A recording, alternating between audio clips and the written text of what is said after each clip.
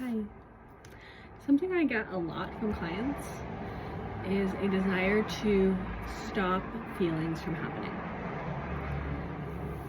And while that's a very understandable desire, and I know that a lot of what I will recommend may seem counterintuitive at times, but I'm not willing to help someone in stopping a feeling from happening. Now, bear with me. If your emotional experience or the physiological ways that it impacts you, like anxiety and things like that, is overwhelming, then I will do so much to help you bring that down to the degree that you then have the ability to actually work with that sensation. Can't really work with an uncomfortable emotional state if we are overwhelmed by it. So I think that's really important to note. Having said that, once we bring that down, then the objective for me is to guide you to a place where you have the capacity in your nervous system, in your body, in your being, even in your mind, right, to hold the emotional experience in a different way. This isn't making it go away. This isn't turning away from this. This isn't repressing it, rejecting it.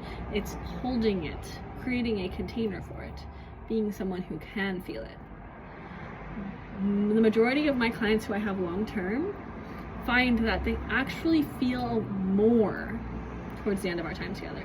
They actually feel a lot more and a lot more intensely. They even feel their uncomfortable emotions a lot more and a lot more intensely.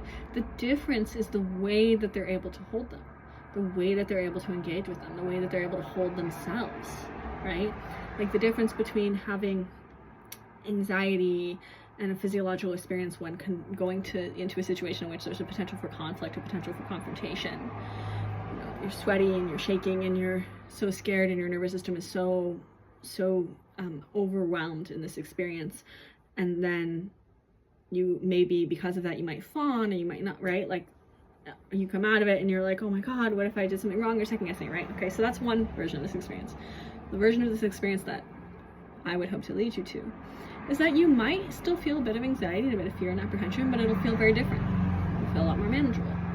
And when you actually do get in a situation where potentially things are okay and you're able to handle that, or potentially confrontation happens, potentially there's a very real conflict, and you're able to hold yourself and your boundaries and your standards and your needs and your awareness of reality and your own, self-accountability and all of those beautiful things, while engaging with this person without taking on their energy, without taking on their projections, right?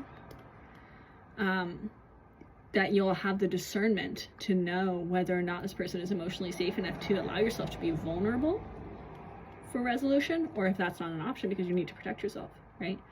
All of these are goals in this work. Let me know if you have any questions about that.